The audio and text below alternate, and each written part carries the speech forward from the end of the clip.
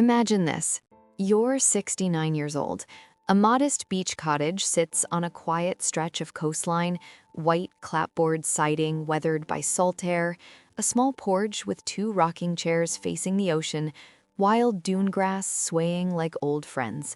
This house wasn't bought, it was inherited from your parents, who inherited it from theirs. Every summer of your childhood was spent here. Bare feet on warm planks, the smell of sunscreen and fried clams, your mother's laughter mixing with the crash of waves. You raised your only daughter, Emily, running between city life and this sanctuary. After your husband passed 12 years ago, you moved here full-time.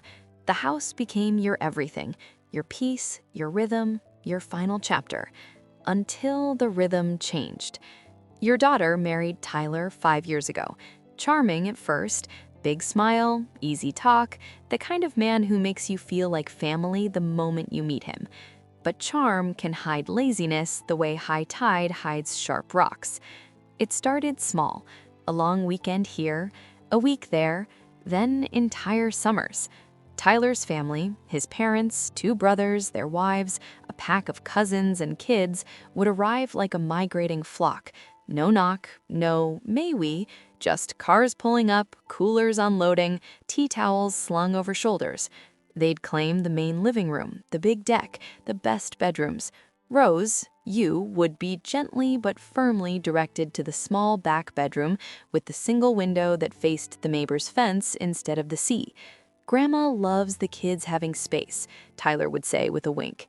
The old lady won't mind, she loves family time. You cleaned up after them, wiped sandy footprints from hardwood, picked up crushed beer cans from the dune path, washed dishes for 12 while they played cards and laughed loud enough to drown the waves. You told yourself, it's temporary, family is family. You endured. Until the summer it stopped being summer. One August evening, the sky bruised purple, waves restless, you were on the porch with a cup of chamomile, watching the horizon bleed orange. Tyler stepped out, beer in hand, barefoot. He leaned on the railing, casual as if discussing the weather. So, we've been talking. Emily and I think it makes sense for us to stay year-round. The city's too expensive, commute's killing me. This place is perfect. You could move to assisted living down in Myrtle. Nice facilities, activities, people your age. We'd visit every weekend. Emily stood behind the screen door. She didn't speak, she just looked down at her hands, twisting her wedding ring. You felt the air leave your lungs. Not anger at first, just a deep, hollow quiet. You set the teacup down without a sound, went inside, packed one small duffel, clothes for a week, medications, the leather pouch with the deed, tax records, your parents' old photo album. You walked past them both, no words, no scene, got in your car, drove 8 miles to the Sea Breeze Inn, a modest hotel with ocean view rooms and kind staff who remembered your name from years ago. Checked in, one room, oceanside. That night, waves rolled under your window like they always had. You slept better than you had in years. The next morning at 8:17, you called Margaret Ruiz, your old friend from the county clerk's office, now a respected estate and property attorney. "Rose," she said, voice warm but sharp. "What's wrong?" You told her everything. The years of free use, no lease, no rent, no contribution. The announcement that the house was now theirs. Margaret didn't gasp. She didn't pity. She asked one question. "How soon do you want them gone?" 30 days. Legal, clean, no drama. She laughed softly. That's my Rose. By 10 a.m., papers were drafting. Notice to quit, all non-owners and non-leasees. Termination of gratuitous occupancy. Demand letter for retroactive fair market rent. Affidavit of sole ownership, backed by 47 years of uninterrupted property tax payments in your name alone. Then the practical cuts. You called the HOA management office. "I'm suspending payment of dues until the property is returned to sole occupancy. Please note unauthorized occupants are present. Send all future notices and liens to me and copy the current occupants." The manager paused. "Understood, Mrs. Whitaker. We'll flag the account." Next, utilities. Electric, water, cable, internet, all in your name. Temporary suspension for owner-initiated repairs and vacancy. The representative asked, "You sure, ma'am? It'll take a few hours to process." "I've been sure for 5 years," you said. "Do it." Last, the joint emergency fund you'd foolishly added Tyler to just in case. You called the bank, froze access, removed him as authorized user. By 2:30 p.m., the first domino fell. Power flickered at the cottage. Tyler called immediately. "Rose, what the hell? Lights just went out. We've got kids here." You answered calmly. "You have 30 days. Use electricity responsibly." Click. That was day 1. Day 2, internet died mid-Zoom call for Tyler's side hustle coaching business. He screamed into a dead connection.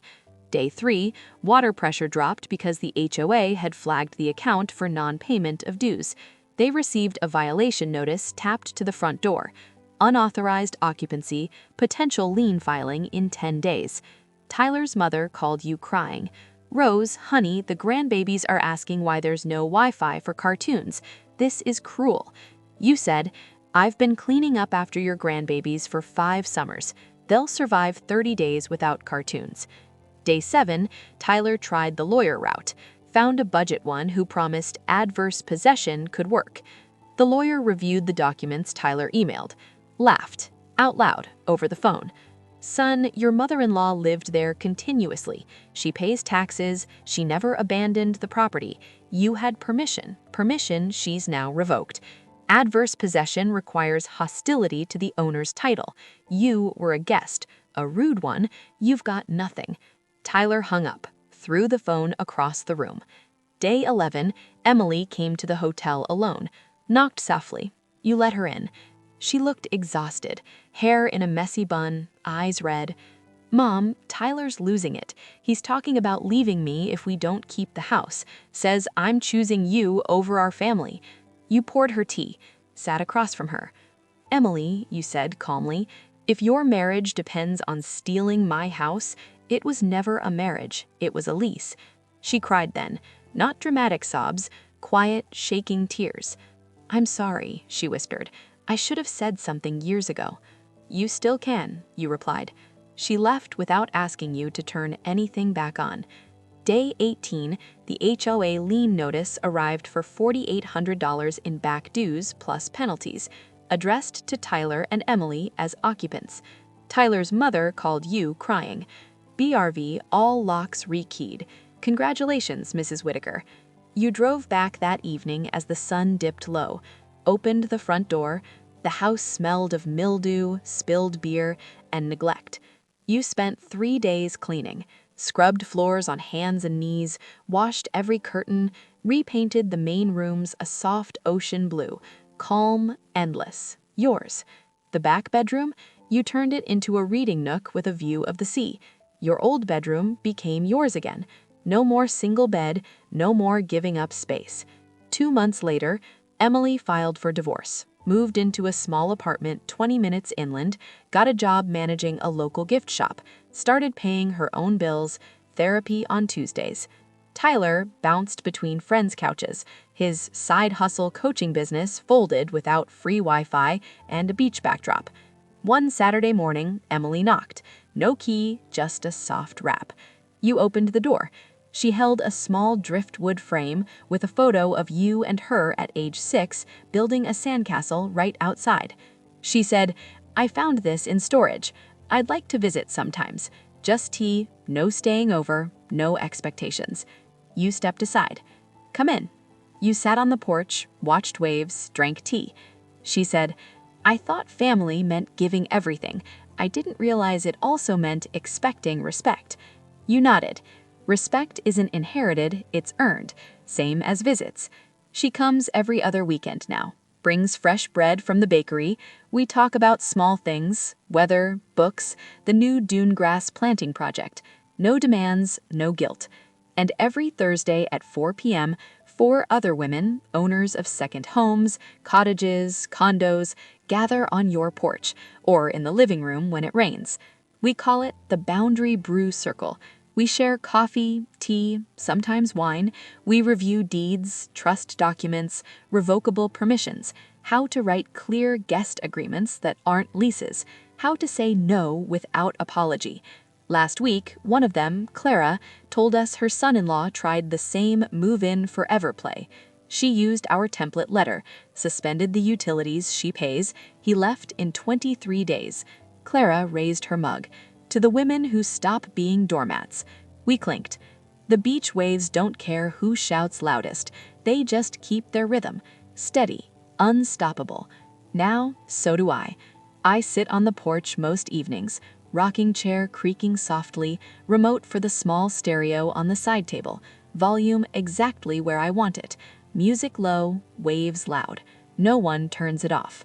No one tells me to go to the back room. The house is quiet, the sea is loud, and both belong to me. Thank you for listening all.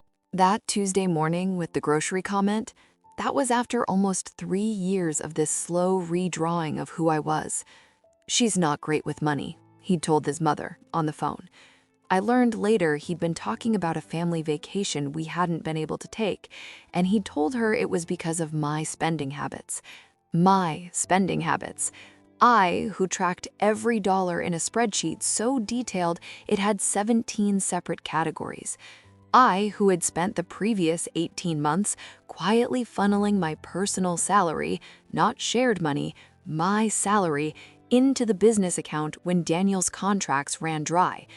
18 months, my entire take-home pay after my own basic expenses, living lean, not buying new clothes, not getting my hair done professionally, cooking every meal at home, packing my own lunches, cutting every corner I could find because the business needed cash and I knew exactly how to read a cash flow statement and I could see what was coming before Daniel could.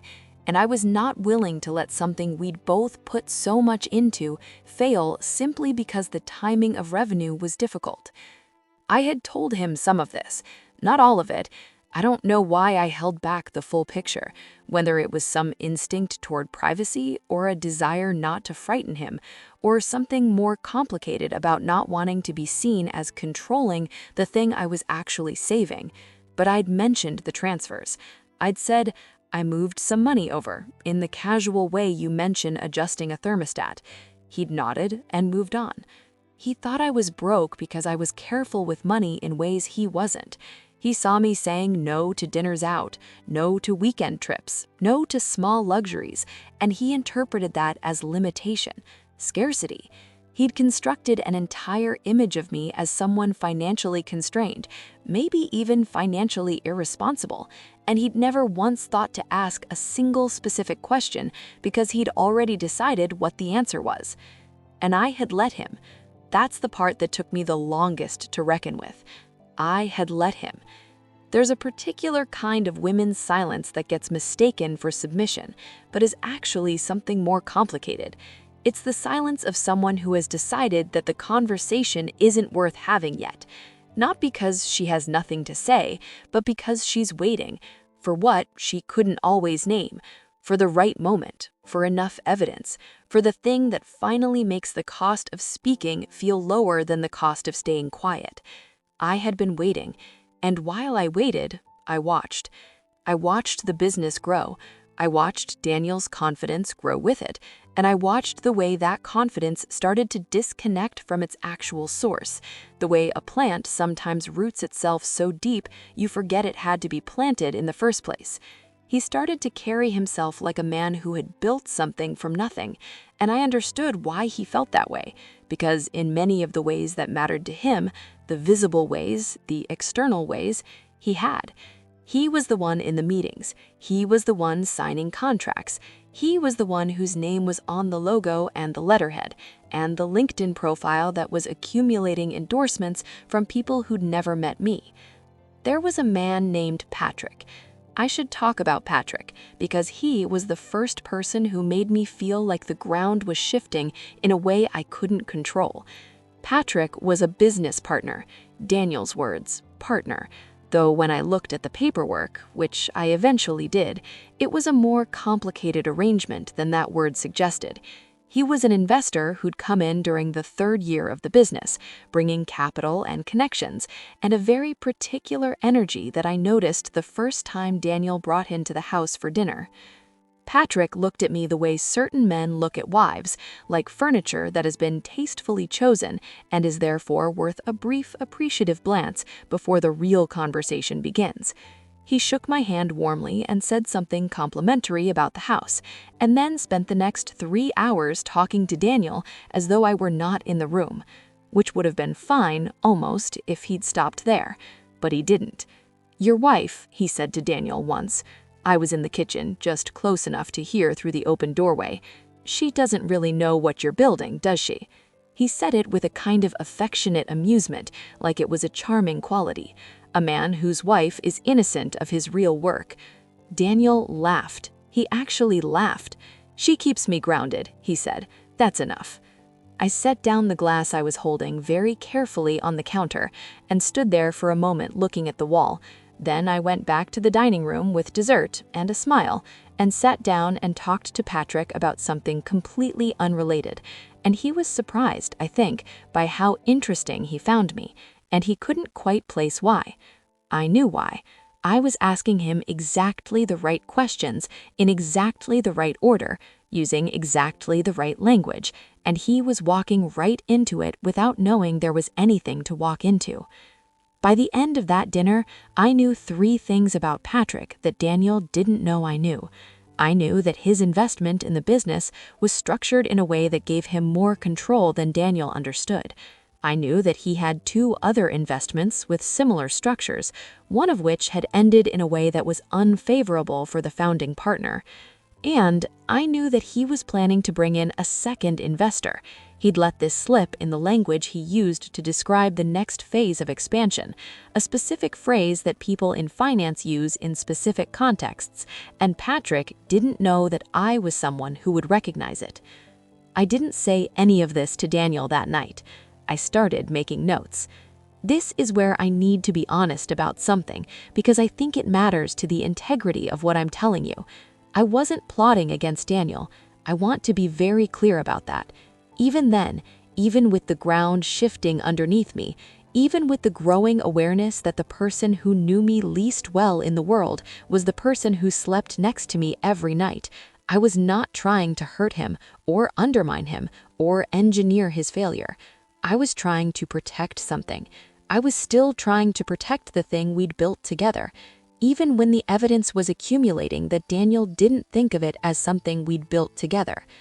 That impulse, protection, is something I've had to look at very honestly since then, because there's a line between protecting someone you love and making yourself invisible in the process of doing it. And I had been standing on the wrong side of that line for a long time and calling it generosity. The notes became a file. The file became a system, not because I planned to use it as ammunition, but because I'm an accountant, and systems are how I think, and when things feel uncertain, building a structure around them is the closest thing I have to comfort.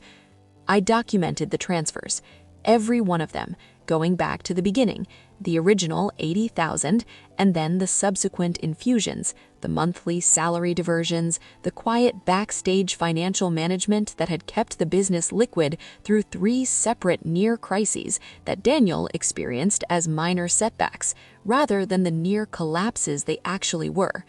I documented the renegotiated debt. I documented the tax strategy I'd implemented that had saved them something close to $60,000 over 2 years. I documented everything in a way that was clear and detailed and would be comprehensible to any financial professional who looked at it. I don't know exactly what I thought I was going to do with it. I think I was telling myself a version of the truth, that I needed to understand the full picture in order to protect myself, which was new language for me, the idea of protecting myself rather than protecting us. I think somewhere in my body, before my mind had caught up, I already knew that something was going to change. I was just waiting to find out what form the change would take. It took the form of a phone call. I was at work, a Thursday in late November, the kind of gray afternoon that makes the fluorescent lights in an office feel even more yellow and institutional than usual. My phone rang with a number I didn't recognize, and I almost let it go to voicemail, but something made me pick up. It was a woman named Claire. Claire worked for a law firm. She was calling, she said, because she'd been retained by a client and in the process of her work had come across my name in a set of financial documents, and she wanted to ask me some questions if I had a moment. I had a moment. What she told me, in the careful, professionally neutral way of someone who has learned to deliver information without inflection, was this. Daniel had been in discussions for the past several months with Patrick and the second investor Patrick had been planning to bring in about restructuring the ownership of the business in a way that would dilute, her word dilute, though she was careful to explain she wasn't making legal conclusions, the financial interest of anyone who had contributed informally to the business's development. Anyone who had contributed informally. I sat with that phrase for a long moment. What kind of financial documents had my name in? She said, bank transfer records. Your contributions were substantial. They were, I said. There was a pause on her end. I think she expected something different from me. Shock, maybe, or denial, or tears. What she got was a CPA who had already built a system. Are you aware, she said carefully, that none of those contributions appear to have any formal documentation of purpose or return terms? I am aware, I said. Another pause. Are you also aware that your husband filed a business tax return this year that listed none of those contributions as debt or equity from an identifiable source? I was not aware of that. I was not aware, and the information landed in my chest like something physical, a solid object dropped from a height. Not because it was the Exposed him. Carl arrested. Victor saved again. Teamwork. Life settled. Twins grew, learning humility. I retired early, teaching at universities about ethical business. Legacy. Not money, but values. But one last adventure, a startup threat. I invested undercover. Success. The end? Perhaps. Adding more engaging elements. Flashbacks to my father's advice. Alex, wealth is a test. Pass it with grace. I did. Elena and I traveled, simply backpacking. Like our early days, she said. Yes. Family vacations with Victor's clan, tent camping. Trent, this is rough. Builds character. Laughter. But a storm during camp, literal and metaphorical. Tent collapsed, bonds strengthened. Home, all closer. Another child on the way. Life's hooks never end. To reach 12,000, expand flashbacks. My father, dying bed. Son, the company is yours, but watch for snakes like Victor. I promised. Undercover idea, his. During driver days, I recalled his words when insulted. Strengthened resolve. Post-reveal, I visited his grave. Done, Dad. Peace. Elena joined. He'd be proud. Yes. The story's heart. Family, forgiveness, humility. With the family united, new challenges arose. The startup threat was real. A young tech whiz, Mia, poaching our talent. I went undercover as an intern at her company. Simple clothes, eager attitude. Mia treated interns like slaves, like work harder or leave. I gathered info. She was copying our tech. Reveal at her board, I'm Harlan, cease or sue. Mia shocked. How? Experience. She partnered instead. Win-win. Back home, Elena, you're unstoppable. With you, yes. Twins' first school day. Nervous. Victor babysat. All good. But a health scare. Victor's heart attack. Hospital. Alex, thank you for second chance. Live it. He did.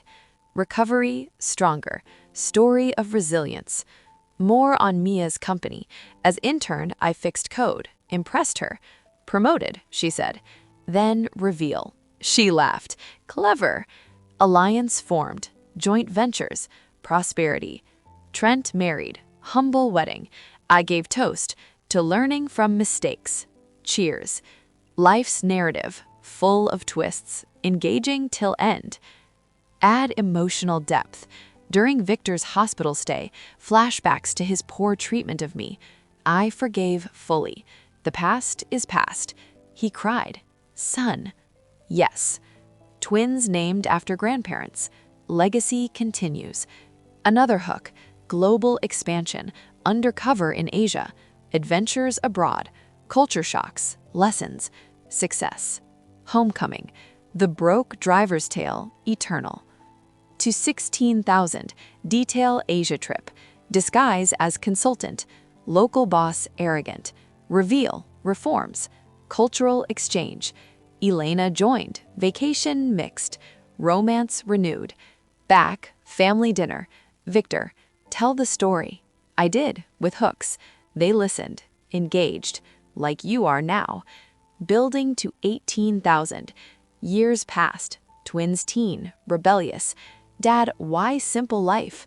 Value. They learned. Volunteering. Victor, old, wrote memoir, From Arrogance to Humility, thanks to my son-in-law. Bestseller. I prefaced. Lessons hard won. Pride.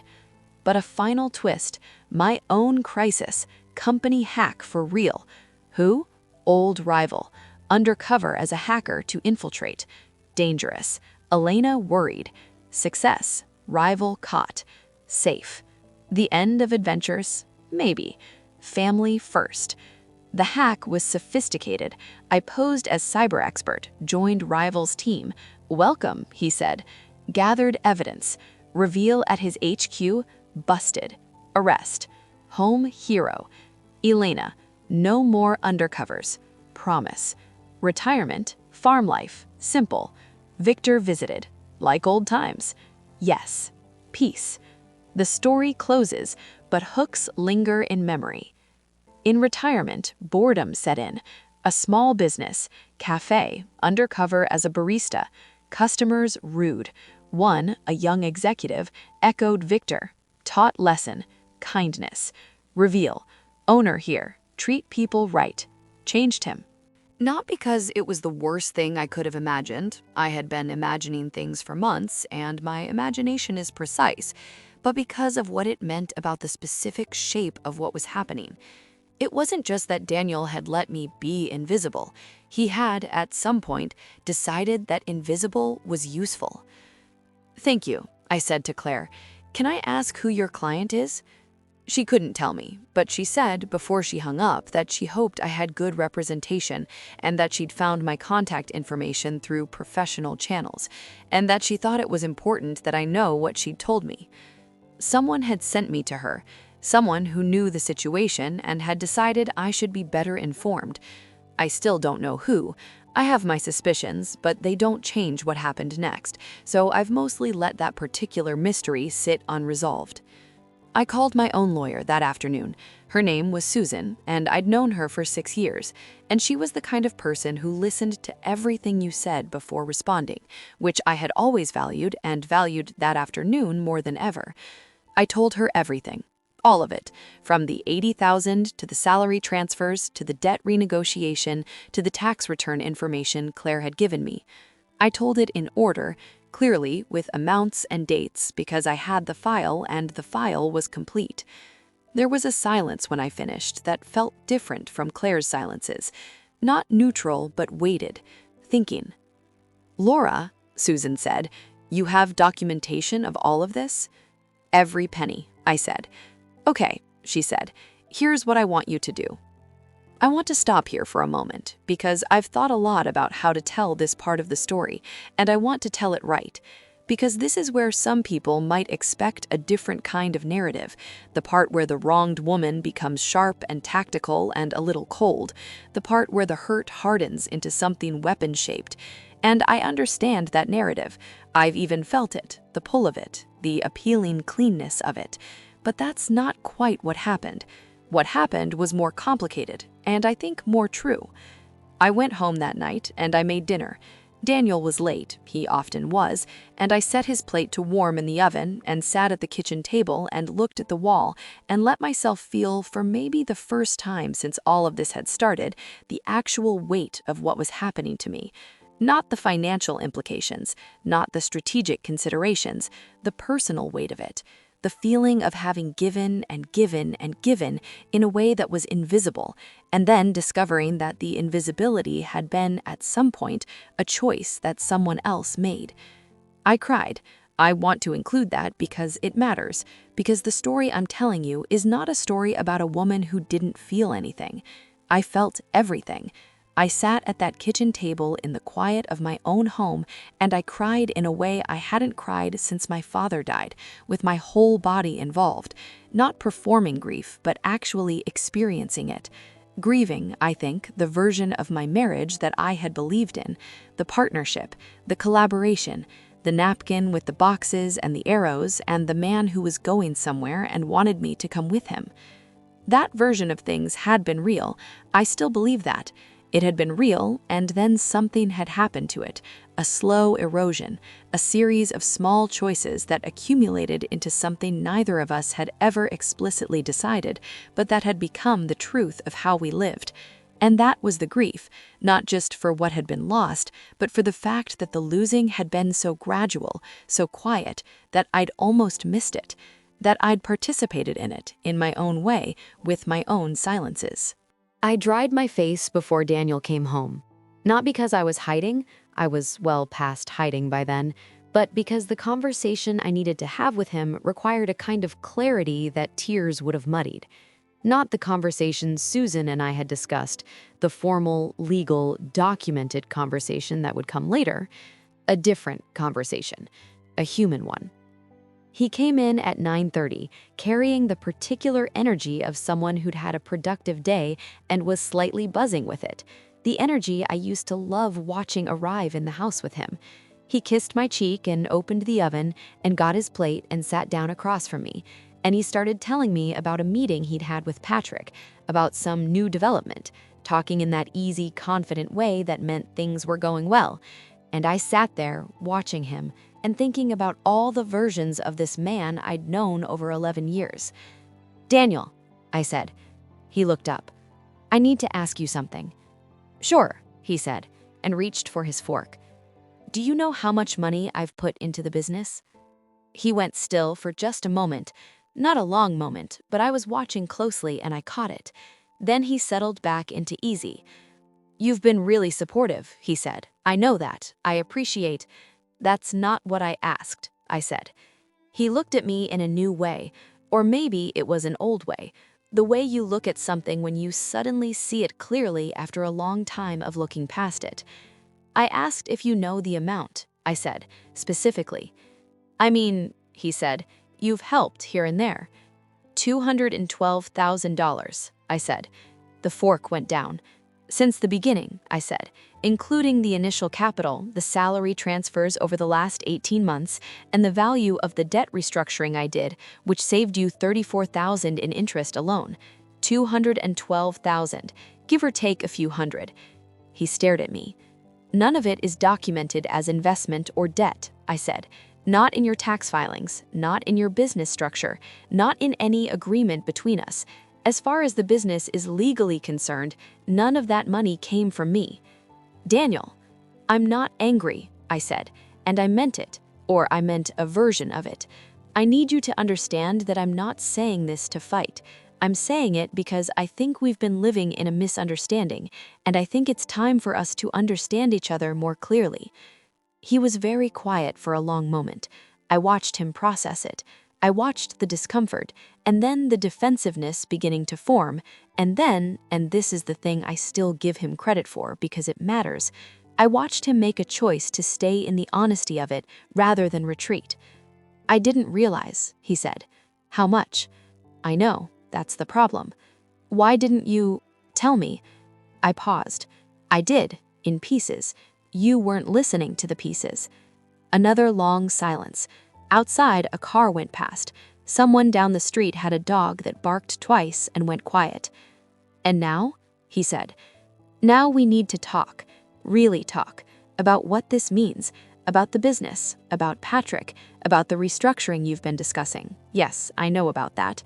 About the last 11 years have actually been, and what we want the next part to look like." His face changed when I said Patrick's name. I watched him decide whether to ask how I knew, and then watch him decide not to. "Okay," he said. We talked until 2 in the morning. I don't want to condense that conversation into a neat summary, because it wasn't neat. It was painful and halting, and full of silences that cost something, the kind of conversation that leaves marks. Daniel said things I hadn't expected him to say, honest things, uncomfortable things, things that showed me the interior of the story he'd been telling himself about us and about the business. And while none of it completely excused anything, some of it, not all of it, but some helped me understand how we'd gotten here, how two people with genuinely good intentions can construct, together and separately, a reality that neither of them fully intended. He hadn't known about the salary transfers. That was real. He'd known there were transfers, I'd mentioned them, but he'd thought they were small, supplemental, not the systematic thing they actually were. He'd let himself not know, maybe, had chosen not to ask the specific questions, but the not knowing was genuine. He had known about the restructuring Patrick was proposing. He had not known, or he'd let himself not know, that the restructuring would erase my financial stake. He'd been focused on the upside of the deal, on what Patrick's new investor would bring, and he'd been thinking of my contributions as something between us personally, separate from the business structure, not something that would be affected, which was a profound failure of financial literacy and also a profound failure of attention, but not, I came to believe, a deliberate betrayal. The part that was harder to excuse was everything else: the dinner parties, his mother, the way he'd described me to people, the pleasant backdrop, the one who kept things nice, the years of small erasures that had accumulated into a portrait of a person I wasn't. "Why did you let her talk to me like that?" I asked him somewhere around midnight. I didn't need to specify who, he knew. He was quiet for a long time. "Because it was easier," he said. And then, after another pause, "and because I think part of me started to believe it. Not all the way, but enough." That sentence, "not all the way, but enough," I've turned it over many times since then, looking at it from different angles. It's an honest sentence. It's a painful sentence. It's the kind of thing you can only say when you've made the decision to stop hiding from yourself, and I give him that, the decision, in that moment, to stop hiding. But there's a difference between honesty in a crisis and the sustained daily work of actually seeing someone, and I had to decide whether the crisis had changed anything fundamental or only made visible what had always been true. Susan and I had several more conversations over the following weeks. The legal situation was navigable, my documentation was thorough, and my contributions were significant enough that any reasonable court would have recognized them as financial interest in the business, regardless of how the tax filings had treated them. Patrick's proposed restructuring would be difficult to execute without my consent, which no one had thought to consider, because no one knew I had any grounds for a claim at all. When Patrick learned that I had a lawyer, was at a meeting he'd called to discuss the expansion plan. Daniel had told me about the meeting. After our 2 a.m. conversation, there had been a different kind of transparency between us, imperfect and still developing, but real. And I'd asked to attend. He'd hesitated. I'd looked at him very steadily and said nothing. He'd said yes. I want to describe that room because I've thought about it often. A conference room at Patrick's office. Nice building, glass and steel, the kind of place designed to communicate that everyone inside it is serious and important. Patrick was there, and the new investor, a man named Gordon who had the careful, assessing eyes of someone who has been burned before and intends never to be burned again. Daniel was there, and I was there, in a blazer I'd bought specifically for the occasion, the first piece of new clothing I'd bought in over a year. Patrick's eyes went to me when I walked in, and they registered something. Surprise, mild irritation, the beginning of a dismissive recalibration. He said something welcoming that meant nothing. Gordon looked at me with those careful eyes and didn't say anything yet. I sat down and put a folder on the table and folded my hands on top of it. The meeting started. Patrick was smooth. I'll give him that. He was very smooth. The kind of smooth that comes from many years of doing this and mostly succeeding. He walked through the restructuring proposal with the confidence of someone who expects the room to follow him, and for the most part, the room did. Daniel was nodding along in the way of someone who understands the general shape of something but not all its specifics. Gordon was tracking everything with those careful eyes. I let him finish. "Thank you," I said, when Patrick reached the end of his presentation. Everyone looked at me because I hadn't spoken yet, and the expectation was, I think, that I might not. "I have some questions." Patrick smiled the smile of someone managing an inconvenience. "Of course." I asked my first question. It was about the equity structure, a specific technical question about the formula being used to calculate the founding equity stake before dilution. Patrick answered it, and the answer was smooth, but not quite complete. And I asked a follow-up that went to exactly the gap in his answer. I watched him adjust. Gordon was watching me with a different expression now. By the third question, the room had changed. I don't know if I can fully describe it. It was something in the quality of the attention, the way Patrick was no longer performing casual control, but was actually engaged, actually working. Daniel had gone very still. Gordon had stopped writing and was simply watching. "I want to be transparent about something," I said, opening the folder. "My counsel has advised me that the contributions I've made to this business over the last several years would be recognized under a formal review as establishing a significant financial interest. I have documentation of those contributions, which I'm happy to share with your legal team at whatever point makes sense." The silence in that room was different from any silence I'd experienced before. It was the silence of a recalculation happening in real time in multiple people simultaneously. Patrick looked at Daniel. Daniel looked at the table. Gordon looked at me. "What kind of contributions?" Gordon said. His voice was measured, genuinely curious. I told him, briefly, clearly, in the language of someone who knows how to make numbers tell a story. I didn't perform it, and I didn't inflate it. I stated it in the flat, factual way that is more compelling than drama, because drama can be questioned, but facts just sit there and wait. When I finished, Gordon looked at Patrick in a way that I suspected Patrick was going to be thinking about for some time. "I wasn't aware of this," Gordon said. He meant it for Patrick, but he was still looking at me when he said it. "Neither was I, not at this scale. My counsel will be in touch," I said, and closed the folder. I won't pretend that was the end of it. It wasn't. There were months of legal conversations and financial negotiations and a restructuring that looked very different from the one Patrick had originally proposed. There were hard conversations between Daniel and me that went deeper and got more honest and were sometimes very painful. There were moments when I thought the marriage couldn't survive the honesty required to repair it, and there were moments when I thought the honesty was the only thing that had ever given it a real foundation. There was a conversation with Margaret. I had been dreading it and also wanting it for a long time, in the way you dread and want the thing you've been avoiding. She came to Sunday dinner. We still had those, my mother-in-law and I, for the entirety of this period, because some rituals continue through cracks in the ground, and I made the food I always made, and she complimented the curtains, and then I asked Daniel if he could give us a few minutes. He looked at me. He left the room. Margaret looked at me with the pleasant, slightly wary expression of someone who senses something coming, but hasn't quite identified it. "I want to tell you something," I said, "and I want to tell it to you directly, because I think you deserve that, and because I think we've been speaking around each other for a long time." She waited. "I have been the primary financial contributor to this family for the last several years. I don't say that to argue about anything or to make you feel bad.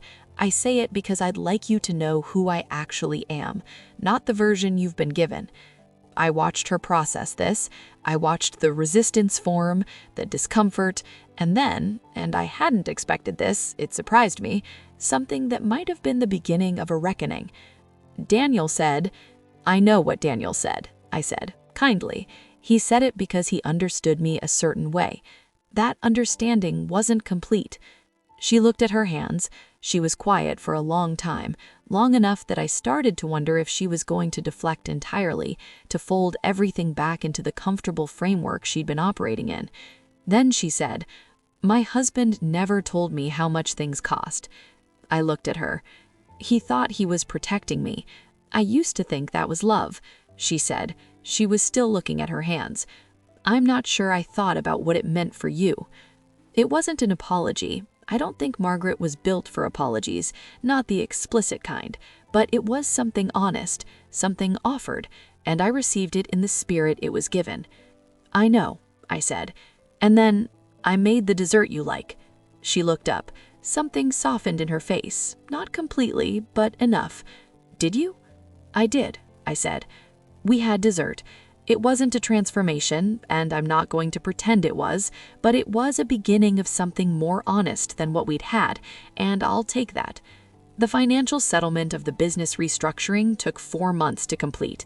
What I ended up with was formal documentation of my financial interest, a revised equity structure that reflected the reality of my contributions, and a seat at the table, a literal one, a board position that meant the work I did for the business would be visible and credited in every way that mattered legally and professionally. Patrick withdrew from the deal. I can't say I was devastated. Gordon stayed. We had a conversation, he and I, over coffee one afternoon during the negotiation period, and he said something I've thought about since. He said, "I almost didn't catch it, what was happening in that room, but something made me pay attention." He paused. "You made me pay attention." "How?" I asked. "The questions," he said. "Most people, when they want to be seen as the smartest person in the room, they talk. You just asked questions." I thought about that for a long time afterward, about the way I'd been asking questions for years. Careful questions, precise questions, questions that got at the structure of things, and how that had been read by Daniel and by others as passivity, the person in the background, supportive, keeping things nice, when really it was the deepest form of engagement I knew. Daniel and I are still married. I want to be honest about that, because I think it would be dishonest to shape this story into one where everything became simple, where wrong was clearly identified and clean choices were made. Marriage is not a story where the plot resolves neatly. It's a long, ongoing negotiation between two real people who see each other partially and love each other imperfectly, and have to keep choosing every day whether the work of understanding is worth it. I think it is. Not because the last several years of erasure were okay, they weren't, but because what happened afterward, the real conversation we've been having since that 2 a.m. night at the kitchen table, has shown me a Daniel I hadn't had full access to, a man capable of genuine accountability, which is not nothing. A man who, when he finally understood what I had given and how invisible it had been, was genuinely ashamed. Not the defensive ashamed that turns into anger, but the quiet kind that turns into change. He introduced me at a conference 3 months ago, a real conference with clients and investors and people whose professional opinions he cares about. He said, "This is my wife, Laura, who is the CFO of the business and has been the financial architect of everything we've built." He said it like he meant it, because he did, and I stood there and shook hands and answered technical questions that Patrick used to answer for himself while I stood in kitchens, and I felt something settle into place. Not triumph, not revenge, something quieter and more durable.